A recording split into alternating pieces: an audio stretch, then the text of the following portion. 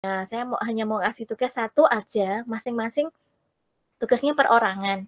Jadi silahkan, Bu ini kan sudah menjelaskan dari pertemuan 1 sampai pertemuan ke sekarang ini, ke-5 ya. Nah itu, nanti silahkan mencari artikel yang kaitannya kalian suka dari pertemuan 1 sampai 5. Misalnya nih, ada artikel mengenai pengakuan aset biologis gitu ya. Pengakuan pengukuran aset biologis. Apakah duluan ayam sama telurnya, misalnya mau ngangkat itu silahkan. Mau ngangkat intangible asset, artikel yang pengakuan pengukuran intangible asset, ada kasus mau diangkat silahkan. Pengakuan aset mau diangkat juga silahkan. Pengakuan sewa, hak sewa guna mau diangkat juga silahkan. Jadi ada artikelnya terus kalian review kasusnya di situ. Nah itu boleh kalian ngambil pokoknya dari materi 1 sampai 5 silahkan suka-suka kalian. Kalian suka yang mana? Silahkan diambil kemudian direview. Study case-nya, kasusnya. Gitu ya. Mau ambil ini Bu, apa namanya, yang kemarin menarik itu, laporan keuangan yang ada di kebun binatang. Ya nggak apa-apa, silahkan diakui aja. Mau ngakui semuanya Bu di laporan keuangan, ada kasus ini, nggak apa-apa, diambil aja. Nah, itu banyak sekali artikel-artikel atau jurnal yang mengangkat tentang itu. Siapa tahu dari beberapa artikel yang Mas, Mbak, Bapak, Ibu yang ambil itu nanti akan dilanjutkan menuju ke tesis kalian gitu ya, tesis Mas, Mbak semua yang ada di sini, siapa tahu nanti mau dilanjutkan. Jadi sudah nyicil sekarang yang paling disuka apa gitu ya. Sampai di sini jelas nggak tugasnya? Minimal ada jumlah halamannya berapa, Bu? Maksudnya apanya? Yang direview gitu? Maksudnya halaman reviewnya? Iya, iya. Sejelas-jelasnya aja, gitu. Jangan dikit banget, tapi sejelas-jelasnya. Jadi misalnya ada kasus apa, masalahnya ada di mana, pengakuannya ada permasalahannya ada di mana, pembahasannya gimana. Terus apa yang bisa dikaji dari situ, konsepnya apa yang dipakai, metodenya apa yang dipakai, kayak gitu-gitu. Pakai value misalnya, pakai harga perolehan, ngakuinya pembelian aset tetapnya. Terus yang kemarin kan ada juga yang menarik itu, apakah duluan telur sama ayamnya, bagaimana ngakui pendapatannya di peternakan itu, telur itu apakah bisa diakui, terus teleknya apa bisa diakui juga, terus daging ayamnya ngakunya gimana, terus ayam yang masih anak-anak sama yang sudah babon, masih anak-anak piye-piye sama yang sudah setengah dewasa sama yang sudah dewasa, itu ngakunya apa berbeda, itu misal salah satu case aja gitu ya. Jadi yang menarik-menarik gitu ya, yang kalian suka aja. Nah, kalau kalian, mau nyoroti case tentang, kasus-kasus yang ada di akuntansi, misalnya perekayasaan pelaporan keuangan juga bisa. Apakah earning management itu masuk perekayasaan laporan keuangan, itu juga bisa, kalian bisa ngakui kayak gitu juga. Itu kan masuk di pengakuan pendapatan juga, perekayasaan, beban biaya itu juga masuk juga. Apakah pajak penghasilan PPh 21 metode pelaporan pajak dengan metode pelaporan yang selain metode pajak itu yang komersial itu, apakah itu masuk perekayaan pelaporan keuangan. Nah, kamu angkat case kalian bisa angkat case-nya salah satu, terus dibahas secara mendalam, itu juga menarik. Nah, kayak gitu. Silahkan suka-suka aja yang mana artikel atau jurnal yang pengen diambil. Intinya dari materi Bu ini yang pertama sampai ke-5, itu, bisa diambil gitu ya. Nah, untuk PPT-nya mungkin hari ini Bu Eni akan upload semuanya ya, dari pertemuan pertama, 2, 3, 4, 5, silahkan dilihat di Kulino. Gitu ya? Oke? Ya, terima kasih, Bu. Clear ya?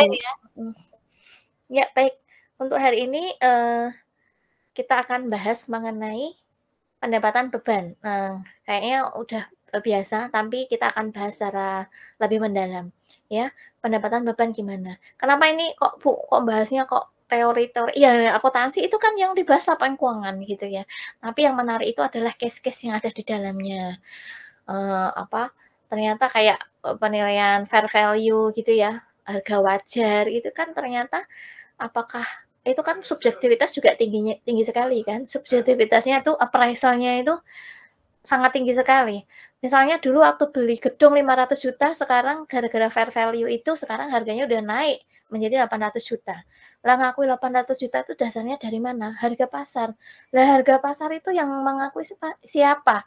Ya kan banyak karena kenaikan harga di pasaran, banyak orang yang bertransaksi, terus akhirnya dari appraisal juga menyatakan harganya tinggi. Kan kalau rumah tanah itu kan harganya selalu naik terus ya.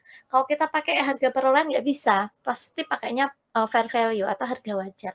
Nah itu yang menarik untuk diangkat sebetulnya.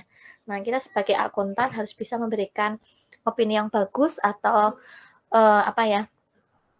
bisa memberikan pertimbangan appraisal yang bagus sesuai dengan pengetahuan yang kita miliki gitu ya.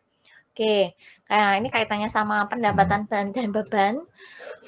Kira-kira nih, kalau ngakui pendapatan tuh artinya apa ya? Pendapatan itu apa? Kalau dalam benak Mas Mbak semua, biasanya kalau ngakui pendapatan pada saat gimana? Gampangannya dulu. Nah ini boleh nggak open kamera semua? Cuma Mas Alek aja yang open nih. Mbak Okta, Mbak Ayu, Mas Naim. Nah Mas Naim udah siap tuh mau nonton apa Mas? Mau nonton Timnas ya? Kemarin yang mohon ke saya, jadinya Mbak Septi jadi online juga, online nih, pamit online. Waduh, nggak ada temennya. Ya usah online semua aja. Masa cuma satu datang kan ya nggak enak. Mas Naim udah pamit, Mbak Septi pamit, tuh tinggal 2. Wah, ya usah tak online kan lagi gitu. Gitu ya. Pak Imam, jangan lupa ada Timnas Pak Imam. Siap ya ini. Ada Timnas. Kita mau sebentar aja Pak, lama. Untuk hari ini kalau bisa sebentar aja ya. Bu. Berarti udah saya ngebut aja wes asal tanya jawab pendapatan apa. Pendapatan gimana menurut Mas, Mbak, Pak? Yang naik haji itu Pak Arwan ya? Yang ke Tanah Suci itu Pak Arwan nggih? Enggak Pak Imam ya? Pak Arwan. Pak Arwan. Ya Pak Arwan. Jangan lupa Pak doanya ya tadi.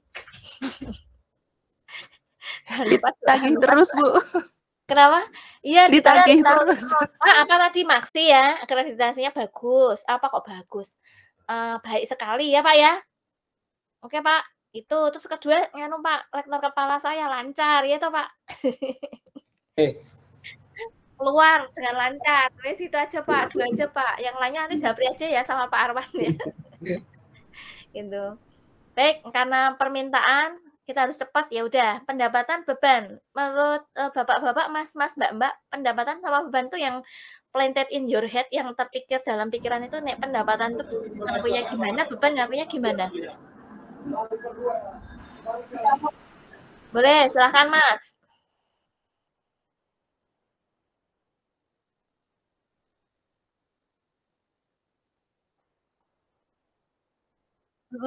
Gimana?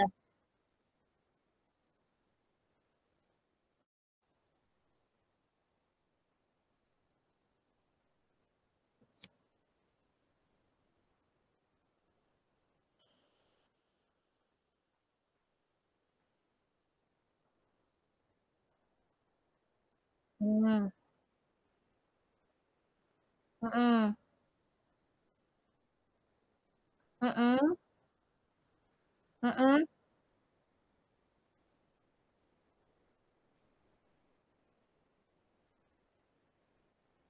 Oke, berarti konsepnya udah nggak kayak dulu lagi ya, pendapatan diterima kalau kas diterima kan dulu gitu ya. Sekarang kayak FRS kita beralih kalau pendapatan diterima pada saat barang itu ada invoice dan barang sudah sampai, walaupun belum dibayar, itu kita bisa accrual, bisa ngakui pendapatan, bisa ngakui ada piutang gitu ya.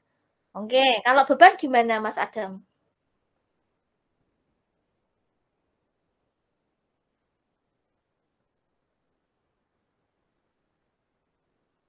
Mhm. Oke, nah ini kebalikannya, belum bayar udah bisa diakui beban asal punya tagihan kan, mendapat tagihan kan gitu. Wes pinter-pinter kabeh sak sing usah diajar ya. Ya yang paling nendang itu kasusnya sebetulnya. Oke, ini mumpung online semua, siapa ya? Mas Adam fotoin dulu dong. buat laporan karena nanti kita ada timnas ya. Mas Helmi udah, Mbak Rizka, Mbak Oka udah, Mbak Septi, Mbak Dio mana? Mbak Dio kok nggak kelihatan Mbak Dio? Ada ya? Oke oke ya. Ini nanti Mbak Dio juga ikutan online jadinya ya. Oke Mas Adam, sudah semua ya? Open kamera semua ya? Di ini Mas, di SS Mas, screenshot Mas. Ya. 3. 3. Oke. Ya, udah, oke. Baik, langsung ya, biar enggak terlalu lama ya. Nah, ini pendapatan, pengertian pendapatan. Wis, enggak usah, tadi udah dijawab sama Mas Adam. Cara gampangannya gitu. Nah, ini kalau ngakui pendapatan, diakui ketika entitas telah memenuhi kewajibannya dalam kontrak dengan pelanggan, yaitu barang atau jasa telah diserahkan ya. Sudah jelas ya, tadi berdasarkan accrual, walaupun barang itu belum dibayar, kalau sudah diserahkan ke pelanggan, ya, merujuk pada PSAK 72 yang mengaku pada prinsip recognition over time atau point in time. Nah, berarti pendapatan bisa diakui. Ya tadi ya, accrual tadi ya, bisa ngakui piutang pada pendapatan. Oke, ini dasar banget. Pasti betul semua lah. Nah, contoh pengakuan pendapatan. Nah, ini sebuah perusahaan konstruksi menandatangani kontrak untuk membangun gedung selama 2 tahun. Pendapatan dari proyek ini akan diakui secara bertahap sesuai dengan kemajuan proyek. Nah, wis ini juga gampang ini ya. Wah, sekarang beban. Tadi sama halnya dengan beban. Kalau beban diakui ketika entitas mengkonsumsi sumber daya ekonomi untuk menghasilkan pendapatan dalam suatu periode tertentu. Beban diakui sesuai prinsip matching, yaitu dicatat pada periode yang sama dengan periode penghasilan pendapatan terkait. Jadi, kalau mengakui pendapatan pasti ada matching konsepnya, ada pengakuan beban. Ya, jangan lupa kalau mengakui pendapatan biasanya ada yang mengikuti, yaitu beban harus diakui juga. Nah, contoh pengakuan beban. Sebuah perusahaan manufaktur membeli bahan baku sebesar 100 juta dan menggunakan bahan baku tersebut dalam proses produksi. Nah, beban bahan baku akan diakui ketika bahan tersebut digunakan dalam produksi tidak pada saat pembelian bahan baku, ya. Pada saat kita udah dapat invoice untuk bayar, itu juga kita bisa langsung mengakui beban. Tidak harus pada saat kita bayar biaya-biayanya ya. Oke, konsepnya begitu. Oke, pengakuan laba sekarang. Pendapatan sama laba sama enggak Bapak Ibu, Mas, Mbak? Pendapatan sama laba sama enggak? Beda Bu. Tapi laba bagian pendapatan Bu. Oke, wis pinter kabeh kok ya. Oke. Laba dihitung sebagai selisih antara pendapatan diakui dengan total beban ya, kayak di laba rugi kan begitu ya. Yang diakui pada periode yang sama. Laba diakui pada saat pengakuan pendapatan dan beban telah dilakukan. Jadi ada selisih pendapatan dan beban. Contoh pengakuan laba, perusahaan A menjual barang dengan harga 500 juta dengan total beban sebesar 300 juta. Laba yang diakui selisihnya ya, 200 juta. Wis pinter kabeh kalau ini. Nah, yang sekarang pajak penghasilan. Ini yang ahli pajak nih Mas Naim nih. Yo Mas. Pengakuan pajak penghasilan. Pengakuan pajak penghasilan merujuk pada PSAK nomor 46 ya. Pajak penghasilan terbagi menjadi 2 kategori, yaitu pajak kini dan pajak tangguhan. Ini kalau ahlinya pajak itu kemarin matrikulasi diajar ya sama Pak Purwanto ya.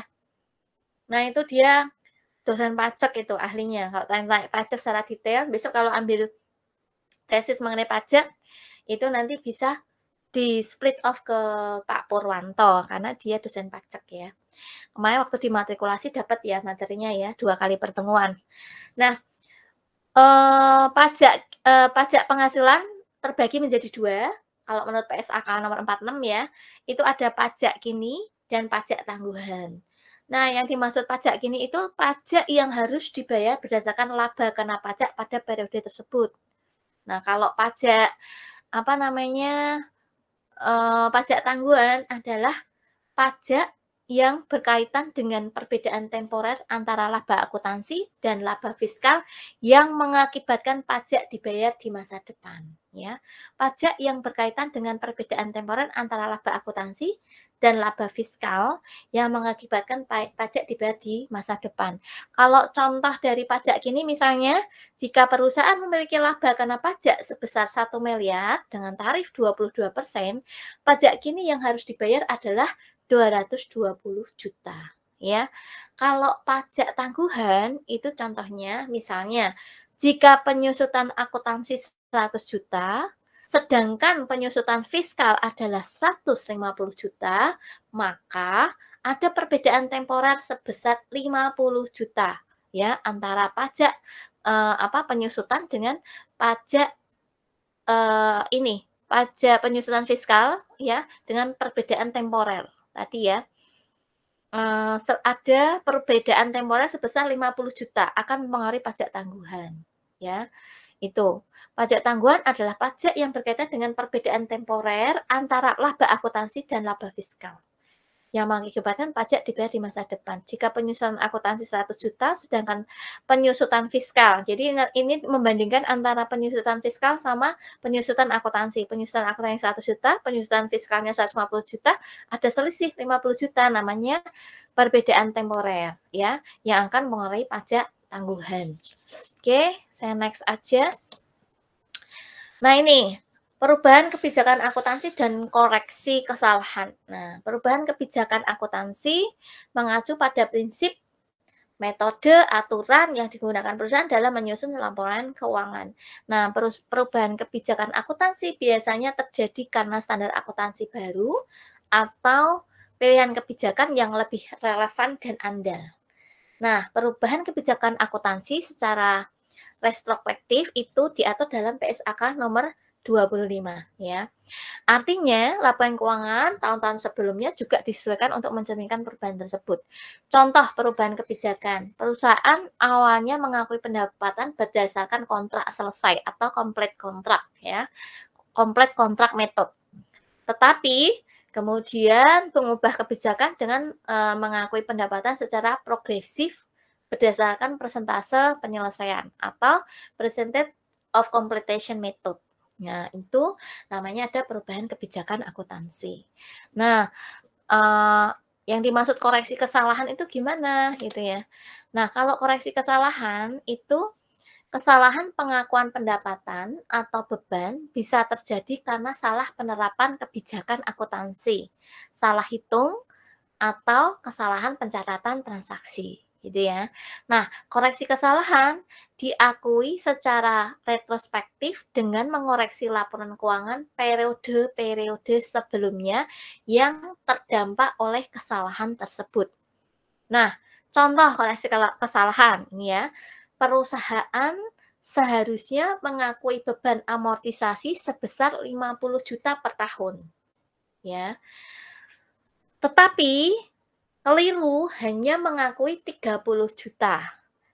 Jadi, koreksi kesalahan dilakukan dengan menambah beban amortisasi 20 juta. Dalam laporan keuangan periode-periode terdahulu. Ada yang pernah punya pengalaman mengoreksi kesalahan dalam laporan keuangan? Di sini?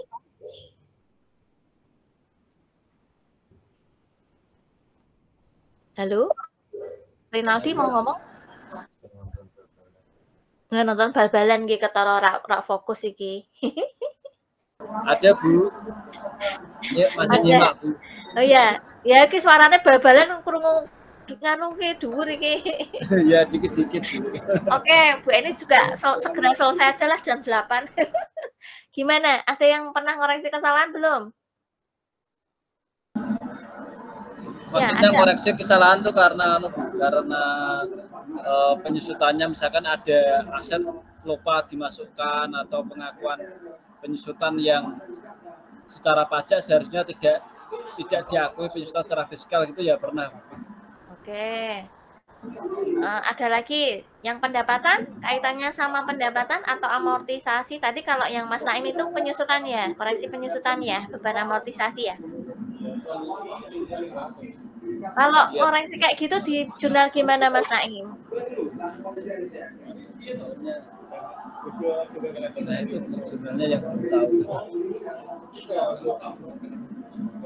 Kalau di koreksi fiskal itu tinggal nanti dikoreksi fiskal bebannya berkurang, jadi nanti pajak kurang bayarnya bertambah gitu.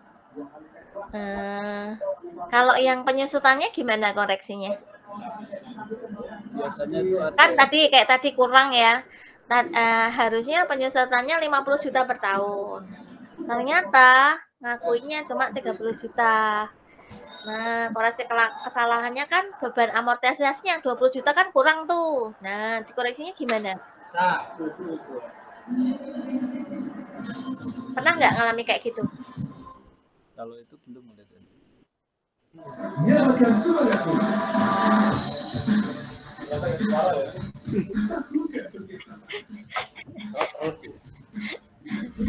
Aku tak bola voli aja lah. Kalau timnas aku bola voli weh.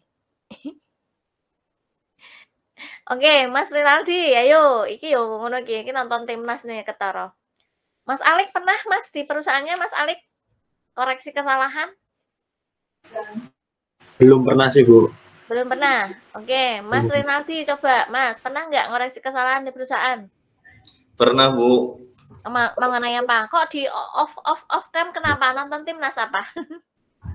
Sudah setengah main ini, Bu. Ayo, yang cepat tentang bar nanti. Aku ya senang wae kok. Kami pernah koreksi kesalahan karena dulu ada salah jurnal pembiayaan. Biaya apa, Mas?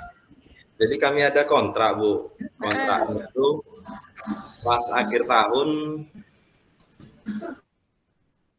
tahun itu kontrak itu belum kami bukukan, Bu, padahal pekerjaan sudah selesai. Oh, kok bisa gitu? Nah, kontraktornya terlambat mengembalikan BAPP, Bu, berita acara penyelesaian. Oh, akhirnya gimana tuh, Mas? Kan harusnya bebannya pada periode yang pada saat kontrak terjadi ya. Nah, itu jadinya biaya bebannya pada saat kontrak terjadi kan tidak sama dengan pada saat penyelesaiannya. Terus itu solusinya gimana tuh? Jadi itu tetap kami alokasikan biayanya di bulan berjalan lah, Bu. Contohnya kan kami sudah buat laporan keuangan di periode Desember. Jadi kami bukan di Januari, Bu. Tapi dibebankan di Januari. Iya, tapi waktu kami sampaikan, Bu, waktu di catatan atas laporan keuangan kami sampaikan ada permasalahan itu. Oh gitu. Jadi pas di bulan Januari bebannya kelihatan besar dong. Iya, betul, Bu. Itu jadi problem, Bu. Kena audit nggak itu, Mas? Temuan audit apa enggak? Temuan audit, Bu, karena itu ada fisiknya kelihatan kemarin, Bu. Iyalah, paling besar banget lah itu ya, kontrak kok. Sekitar sekian M juga kemarin, Bu. Nah, bener lah, miliaran kan. Terus iya, gimana, Mas? Jadinya kan untuk Januari bebannya besar banget, pendapatannya jadi kecil dong. Oh, jadi kalau biasanya kami kan menyajikan laporan keuangan itu ada yang bulanan, Bu. Kalau pas sampai itu kami untung, tapi pas periode Januari itu kami minus, Bu, rugi. Nah ya, itu nggak bisa ya, di pengakuannya bebannya itu di dibagi gitu, Bu. Sebenarnya kemarin diusulkan untuk dibagi, tapi karena pekerjaannya sudah selesai 100%. Nggak bisa ya. Dibagi lagi. Iya, karena masalahnya udah selesai pada saat di Januari itu baru ketahuan dibebankan di Januari semua gitu ya. Iya, betul, Bu. Terus jadi minus dong yang dari Januari dong. Di Januarinya minus, tapi di Februarinya sudah tidak lagi, Bu. Terus itu jadi temuan audit. Nah, terus dari auditnya, audit internalnya bilang gimana sarannya itu, Mas Rinaldi? Kalau di audit internal itu memang sejak itu kami buat Bu, timeline-nya untuk approval BAPP, contohnya jarak pembuatan BAPP sampai approval sampai pembayaran itu harus di monitoring, Bu. Contohnya meskipun kalau pekerjaan sudah selesai itu harus dibukukan, dicatat. Iya, betul. Nah, itu yang masalah itu yang kalau yang model kontrak-kontrak begitu kan begitu kontrak lupa ya, boom langsung pembebanan pada saat kontrak selesai harus dibebankan jatuh tempo di bulan Januari tersebut. Nah, itu kan jadi masalah ya. Makanya harusnya agak berhati-hati. Iya. Punyanya Mas. Kalau untuk yang aset masih enak, Bu, kalau kontrak untuk pembangunan. Tapi kalau untuk kontrak untuk biaya yang agak susah. Iya, benar. Iya, katanya maksudnya beban di sini. Kalau yang aset mah bisa Iya, bisa pengakuan di aset tetap nilainya sekian is okay. Cuma yang berhati-hati banget kan bebannya itu ya. Itu karena berpengaruh nanti jadinya minus itu. Iya, betul. Ini perusahaannya Mas Renaldi itu IPO udah IPO. Sebenarnya kami dulu yang minus itu anak usahanya, Bu. Kalau secara keseluruhan kami kan ada beberapa anak usaha, Bu. Nah, terus di laporan konsolidasi antara induk sama anak gimana kalau kayak gitu? Aman aja sih, Bu, karena kalau ke induknya nggak minus karena ada sekitar 12 anak usaha, Bu. Gitu ya. Oke, berarti yang masalah di anaknya ya. IPO-nya yang di induknya berarti. Induknya, Bu, grupnya, Bu. Oke, berarti selamat ya, karena IPO-nya nggak kena dampaknya itu yang minus tadi ya. Karena biasanya kalau laporan konsolidasi kan dia menggabungkan antara laporan keuangan induk dan anak. Lah, anaknya itu ada satu yang sakit gitu kan ceritanya ya. Satu yang sakit tapi masih tertutup dengan anak-anak yang lain. Is okay ya, berarti ya masih oke. Okay. Betul. Oke, baik. Nah, itu berarti ngoreksi kesalahannya ya terpaksa mengakui beban biaya pada bulan Januari gitu aja ya? Iya, jadi masuk ke laporan keuangan. Cuma waktu apa itu, Bu? Waktu di catatan atas laporan keuangan disampaikan, Bu, ada pengakuan biaya yang terlambat. Gitu. Oke. Kalau di laporan auditnya itu juga dimasuknya di catatan atas laporan keuangan juga? Kalau kami menyampaikannya di internal auditnya sih, Bu. Kalau yang di auditor internal, eksternal nggak ada ya? Nggak. Auditor eksternal nggak kami sampaikan, Bu. Terus opininya gimana? Nanti berpengaruh terhadap opini, Bu. Makanya, opininya baik-baik saja. Tapi itu hidden, nggak kena di auditor eksternal nggak kena Enggak kena, Bu. Biasanya kalau auditor eksternal kan kalau mereka ke site itu kita arahkan, Bu. Iya, karena itu masih anak perusahaan kan, yang IPO induk ya, jadi nggak ada masalah. Karena biasanya yang di audit eksternal itu adalah induknya, bukan anaknya. Iya, induknya, tapi tetap melakukan sampel ke lapangan, Bu. Ya, kalau nggak ketahuan, kalau nggak kena sampel, is okay. Berarti itu nggak kena sampel ya, Mas Rinaldi ya? Tidak kena sampel, Bu. Pinter menyelam dia. Siapa dulu akuntansinya ya, Mas ya? Kita harus pandai juga untuk menyelam minum air ya, sebagai auditor juga pandai, tapi kita sebagai pelaku yang diaudit kita juga harus pandai berngeliat gitu ya, karena kita punya ilmu ya enggak? Jangan samakan yang nggak punya ilmu. Oke, kita lanjut ya, katanya mau timnas. Oke, kaitan perubahan kebijakan akuntansi dengan koreksi kesalahan. Nah, kaitannya apa sih? Kaitan perubahan kebijakan akuntansi dan koreksi kesalahan adalah kalau perubahan kebijakan akuntansi itu merupakan keputusan yang disengaja untuk mengubah metode pencatatan tertentu sesuai dengan standar yang berlaku. Apakah ini masuk perekayasaan pelaporan keuangan? Bisa jadi. Ya, karena kita mengubah metode pencatatannya dari metode garis lurus menjadi metode saldo menurun dalam kaitannya untuk perubahan kebijakan atau koreksi kesalahan. Apakah itu merupakan koreksi perekayasaan laporan keuangan? Seperti yang saya bilang terdahulu bahwa perekayasaan laporan keuangan itu terjadi karena ada celah. Karena kita tahu celahnya, ya. Tapi itu merupakan kegiatan yang tidak etis.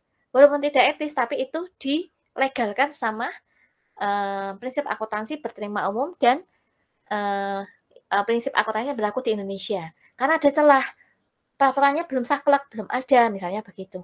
Nah, itu sebetulnya apakah itu perekayasaan? Iya, perekayasaan laporan keuangan yang dilegalkan. Kenapa dilegalkan? Karena ada celah, PSAK-nya belum seketat yang kita bayangkan. Jadi, merubah metode pencatatan sesuai dengan standar yang berlaku itu masih di Indonesia masih sangat-sangat dilegalkan tapi tidak beretika. Kalau menurut Bu ini tidak beretika. Gitu ya. Terus koreksi kesalahan. Kalau itu perubahan kebijakan akuntansi tadi. Kalau koreksi kesalahan bersifat kalau koreksi kesalahan jelas itu legal. Kita mengoreksi karena kita salah nyatet. Itu legal. Itu bukan perekayasaan pelaporan keuangan. Kalau koreksi kesalahan ya, karena kita sudah melakukan pencatatan ternyata salah, baru kita koreksi. Beda ya antara perubahan kebijakan akuntansi. Kalau perusahaan kebijakan akuntansi yang tadi metode yang kita gunakan, tadinya metode garis lurus dibuat metode saldo menurun guna kepentingan tertentu. Itu boleh Bu, boleh wong di akuntansi juga diperbolehkan. Ya, metode versi pajak dengan metode versi komersil, boleh Bu, boleh karena diperbolehkan untuk tax avoidance, menghindari penghindaran pajak yang tinggi. Nah, itu boleh. Tapi kembali lagi ke etika masing-masing ya. Kemudian kedua tindakan ini memerlukan penyesuaian terhadap laporan keuangan sebelumnya, namun tujuannya berbeda. Nah, perubahan kebijakan untuk menyelaraskan dengan standar yang baru, sedangkan koreksi kesalahan untuk memperbaiki laporan yang salah. Jadi beda ya. Kalau yang kebijakan tadi, kebijakan akuntansi tadi tujuannya adalah untuk menyelaraskan dengan standar yang baru. Nah, itu lebih cenderung untuk melakukan perekyasan pelaporan keuangan. Itu lebih condong ke sana. Tapi kalau koreksi kesalahan itu lebih condong untuk bagaimana kita mengoreksi kesalahan dalam rangka memperbaiki laporan keuangan. Oke, kita lanjut. Nah, ini sudah, enggak usah aliran pendapatan, usah pengertian pendapatan menurut IFRS. Nah, kalau di IFRS itu yang international standard ya, kalau mau melihat sebenarnya pengakuan pendapatan ada di mana, itu ada di paragraf 14 IAS 18. Itu memberikan kriteria pengakuan pendapatan dalam penjualan barang. Ini yang sama dengan yang tadi sudah dibicarakan di awal. Kemudian kalau penyediaan jasa itu ada juga di paragraf ke-20 dan 26 IAS 18 yang memberikan kriteria pengakuan pendapatan dari penyediaan jasa jika outcome transaksi meliputi penyediaan jasa dapat diestimasi secara handal, maka pendapatan yang berkaitan dengan transaksi harus diakui dengan dasar tingkat penyelesaian transaksi tersebut akhir periode pelaporan outcome. Oke, kita langsung aja. Ini juga menurut IFRS ada pengakuan pendapatan saat produksi, itu diatur dalam IAS nomor 41. Bahwa perusahaan harus mengakui pendapatan dari produksi pada saat tanggal panen. Nah, itu diatur begitu. Berarti pada saat kalau perusahaan yang manufaktur itu ternyata pada saat dia panen dia harus mengakui pendapatan. Pada saat produksi perusahaan mengakui pendapatan pada saat apa? Tanggal panen. Ya, pendapatan dari produksi pada saat tanggal panen itu harus sudah diakui. Ya, ini menggunakan prinsip accrual tadi ya. Terus perusahaan dapat mengakui pendapatan pada saat produksi seperti diatur dalam IAS 18. Jadi pada saat produksi itu ternyata kita sudah bisa mengakui pendapatan ternyata. Belum sampai menghasilkan barang baru produksi nih. Ada bahan baku diproduksi. Itu ternyata kita udah bisa mengakui pendapatan. Itu diatur menurut IAS nomor 18. Dengan cara menjual lewat forward kontrak untuk menyerahkan barang di masa datang dengan harga jual tetap. Ya. Nah ini tapi ada syaratnya dengan cara menjualnya lewat forward kontrak ya. Untuk menyerahkan barang di masa datang. Ada kontraknya ternyata. Jadi pada saat produksi tadi bisa kita akui, tapi ada syaratnya, ada kontrak forwardnya. Gitu ya. Pada saat produksi sudah bisa diakui, tapi ada syaratnya. Ada kontrak forwardnya untuk di masa depan itu harga jual tetap fixnya berapa. Tertera di kontrak forward itu tertera bahwa barang yang diproduksi sekian, di masa yang akan datang harga jualnya tetap itu berapa. Nah, itu bisa diakui pendapatan pada saat produksi tadi itu. Ya, senilai berapa yang diakui di forward kontrak itu tadi gitu ya. Oke, ini menurut IAS nomor 41 dan IAS nomor 18 pada saat produksi sudah bisa diakui. Nah, bagaimana sih pengukuran pendapatan?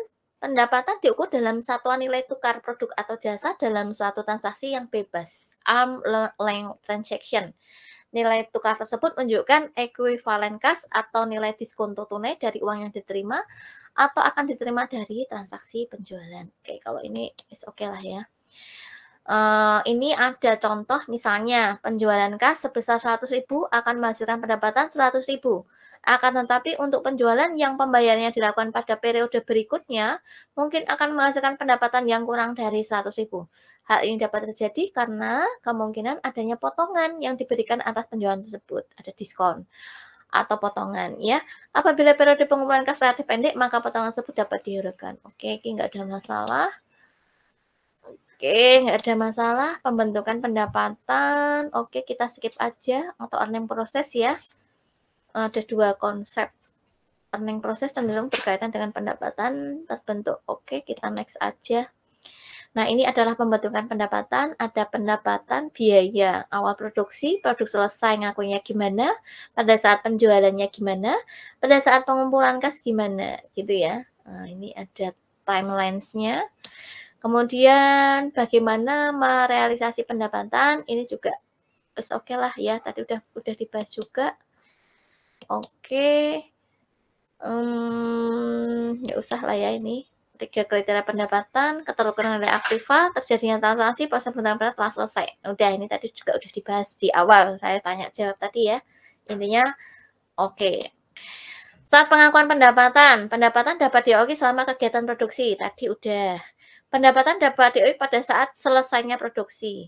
Jadi pada saat kegiatan produksi berlangsung, itu bisa diakui. Pada saat produksi selesai, itu bisa diakui. Ini terjadi pada pengakuan pendapatan di perusahaan manufaktur, di mana di perusahaan manufaktur itu ada barang dalam proses, barang setengah jadi, barang sudah jadi, selesai. Nah, itu pengakuan pendapatannya bertahap. Ya, kalau bekerja di perusahaan manufaktur memang akuntannya itu harus jeli, gitu ya. Pada saat kulaan, bahan baku, gitu ya, barang dalam proses, barang setengah jadi, ngakuin pendapatannya gimana.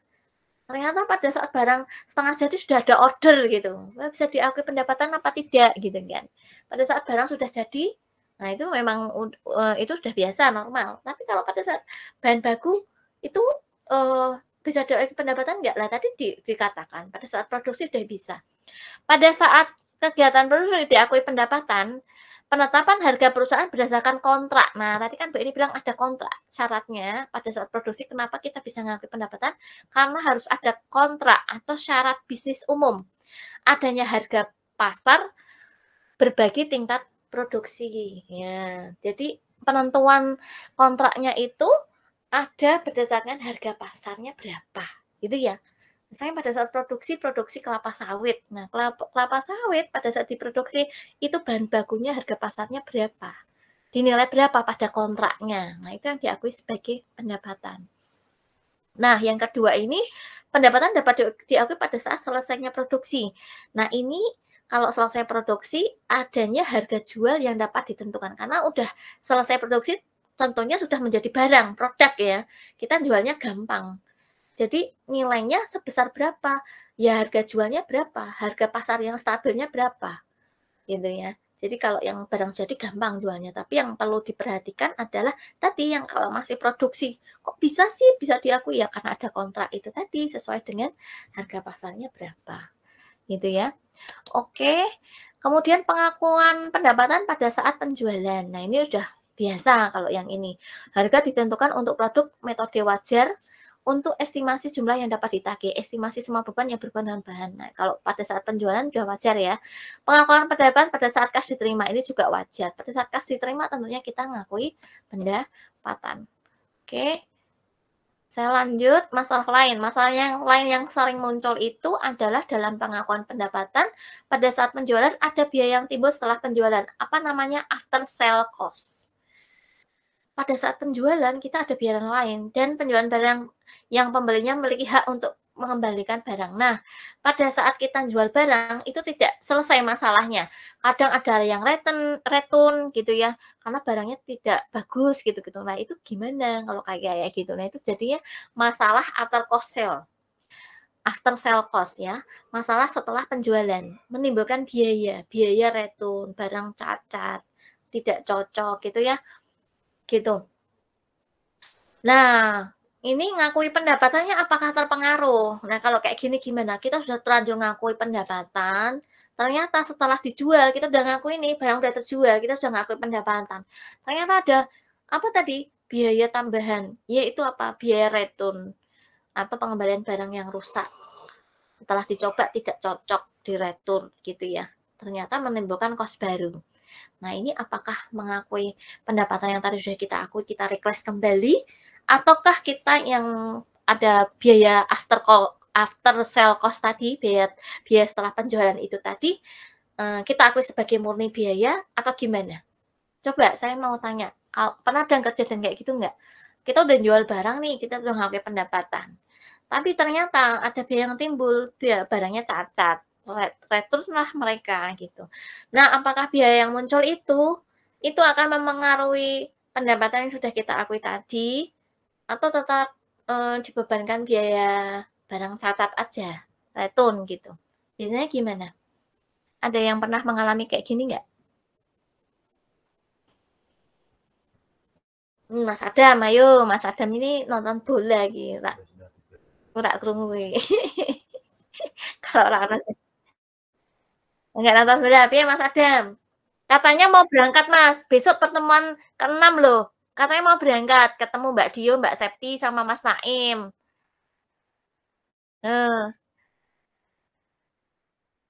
Besok ya, minggu besok ya. Oh, wes tau Mbak Dio, Mbak Septi, ada Mas Adam besok. Nah, iya, Mbak Dio, Mbak Septi sama Mbak siapa satunya? Mbak Dio, Mbak siapa Mbak?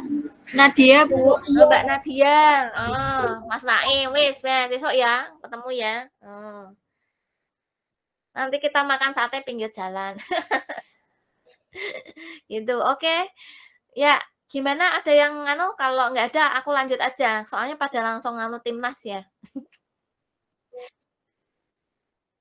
Nggak ada yang retur ya. Nah, biasanya sing jualan-jualan kayak gitu yang bikin jengkel itu kan kayak gitu ya. Ada barang yang dikembalikan. Kemarin saya habis dari mana? S Hardware. Saya tuh tertarik sama ini. Ada yang jualan akuarium, tapi akuariumnya tuh ikannya tuh kayak neon-neon gitu loh, bagus banget. Tapi bawahnya tuh kayak bivet. Saya tanya, Mas ini bawahnya berarti bisa untuk rak buku ya? Nggak bisa Bu, bawahnya ini ternyata saringan, yang penyaring untuk itu, akuariumnya itu. Jadi kita nggak usah pusing-pusing untuk menyaring kotoran-kotoran yang ada di akuariumnya itu. Ternyata mesinnya ada di bawah. Makanya kenapa harganya mahal. 14 juta, 18 juta gitu ya. Terus akhirnya saya bandingkan ke sebelah-sebelahnya. Loh Mas, kok ini cuma jadi 4 juta Mas? Ternyata lampu light-nya rusak gitu. Loh, tapi masih berfungsi Bu ini penyaringnya dan macam-macam. Cuma lampu light-nya aja yang rusak. Lah kok dari 18 juta kok langsung turun 4 juta ini gimana? Saya kan tanya gitu. Iya Bu, ini daripada direturn, ada customer, ada klien mau beli, silahkan beli, tapi barangnya dikasih tahu bahwa light-nya rusak, jadi 4 juta doang. Bilangnya begitu.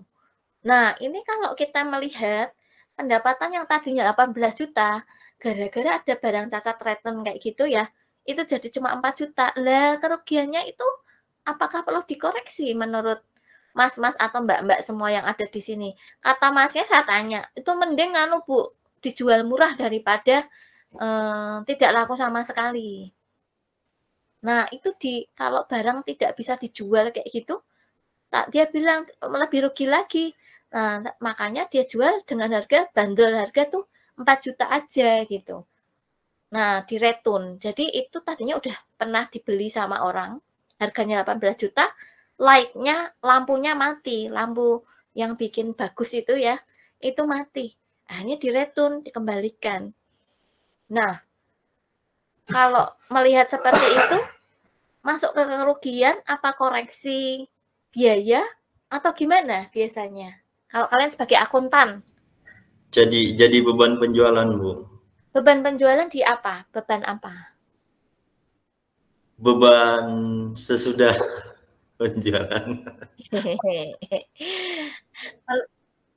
Apa? Harga perolehan CGS, kita udah ngakui pendapatan sama biayanya, udah diakui semua, udah selesai kan, barang udah dijual gitu. Ada retun. Ada retun kan, itu berarti kan pengembalian kan. Nah, itu ngakunya gimana? Coba, begitu nih iso jawabannya tak tutup kuliah ya. Yo, kuis. Gimana?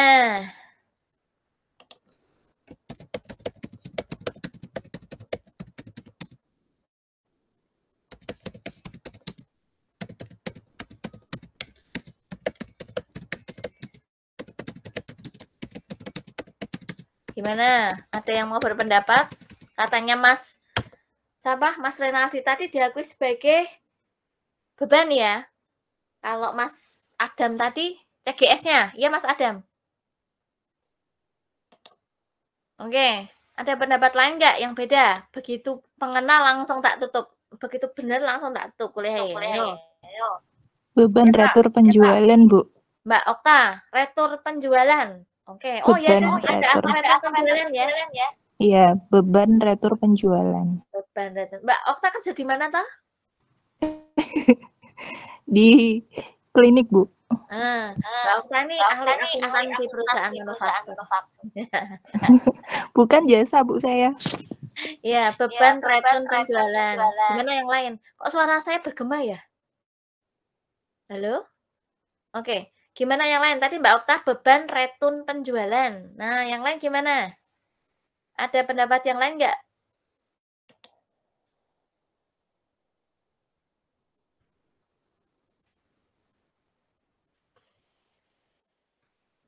Ya, udah mulai benar nih Mbak sama Mbak Okta tadi. Udah mintip-mintip udah benar ya. Gimana? Yang lain? Ada HPP, tadi juga benar, mintip-mintip. Masuk ke HPP-nya, pengakuan awal biaya HPP. Terus pengakuan return dan biaya. Kaitannya sama HPP. Berarti HPP-nya harus dikoreksi, benar. Tadi yang jawab HPP tadi siapa? Mas Adam ya? Ya, itu juga harus dikoreksi, benar, tak benarkan. Bu, masuk return, Mbak Okta juga benar. Mas Alek, biar Mas Alek. Kalau di tempat saya karena nggak ini jadi kurang paham gitu saya. Oke, baik. Kalau misalnya saya jawab ya, tadi ada yang ngomong HPP, ada yang ngomong masuk ke return gitu ya, pengakuan return pengembalian itu juga benar. Jadi kalau misalnya ada barang return ya itu kan sebetulnya mempengaruhi beban atau biaya yang terkait dengan penjualan ya. Nah, return barang itu harus dikoreksi juga pada harga pokok penjualan atau beban yang berhubungan dengan barang yang dijual. Jadi HPP-nya itu harus mau nggak mau harus dikoreksi juga. Gitu ya. Pengakuan awal biaya atau harga pokok penjualan saat barang dijual, biaya yang terkait dengan barang tersebut misalnya HPP ya, diakui HPP adalah biaya perolehan barang yang dijual. Nah, kemudian kalau ada return kayak tadi dalam biaya tadi ya, nah pada saat barang dikembalikan, harga pokok penjualan yang sudah diakui juga harus dikoreksi ya karena barangnya kan kembali ke persediaannya. Karena kan return berarti kan barangnya nambah ke persediaan kan. Tadinya sudah terjual, terus karena ada return tersebut berarti kan persediaannya nambah. Gitu ya.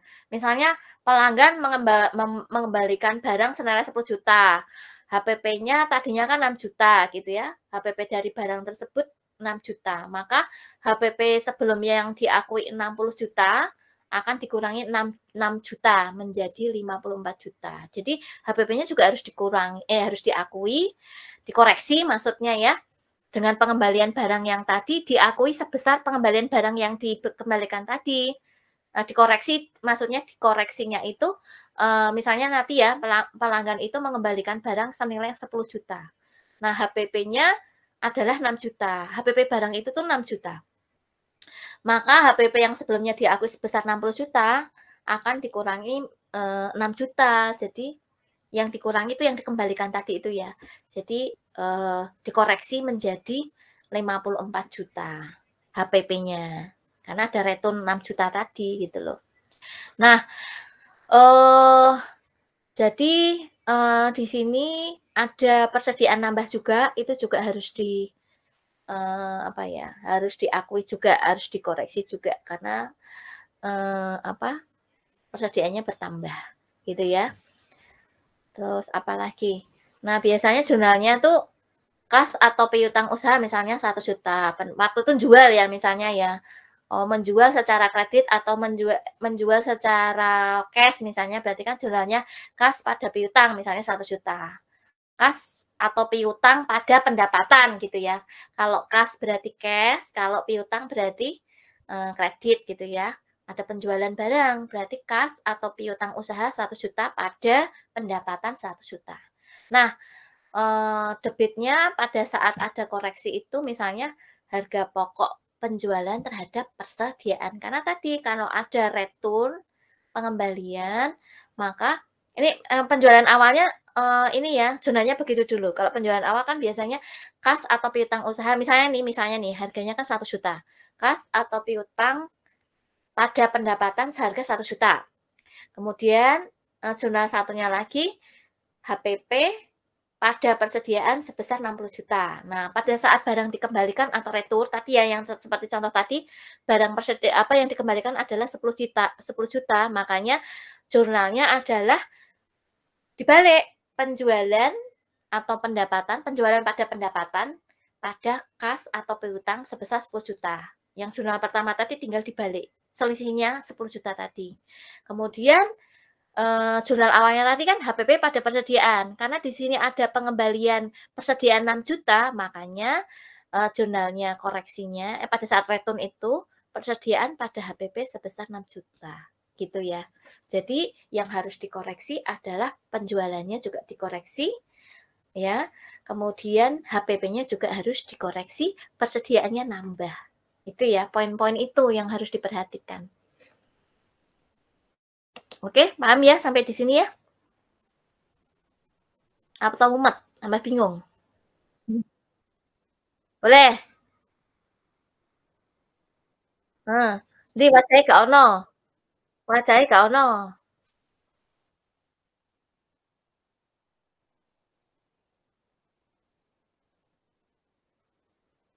Iyalah.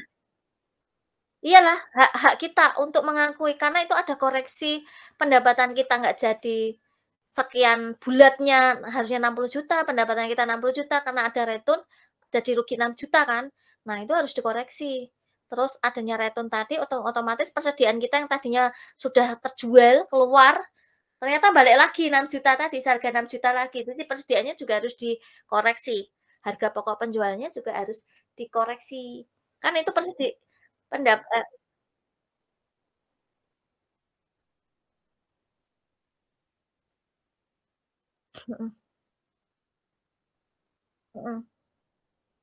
rusak.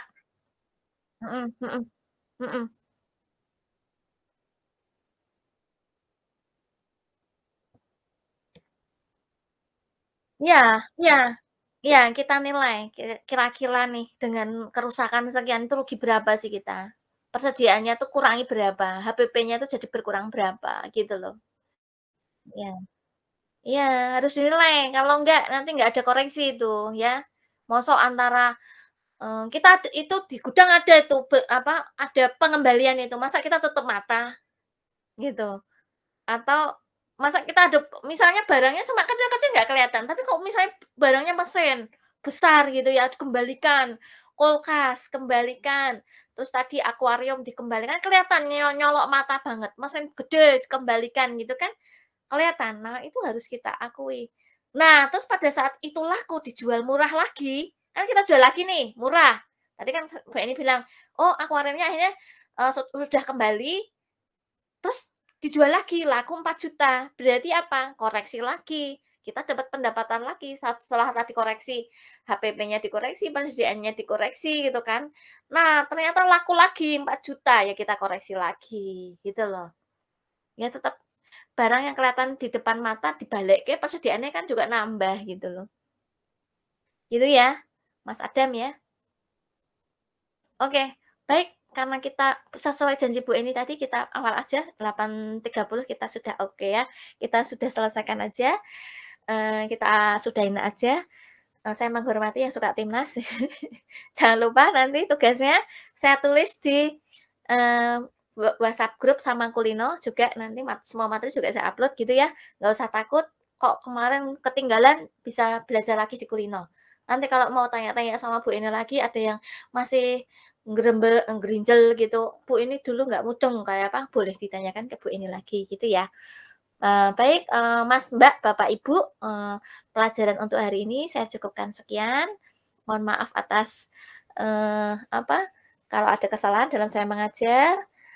Dan selamat menonton Tipnas. Yang mau belajar selamat belajar, dilanjutkan. Yang mau istirahat selamat beristirahat ya.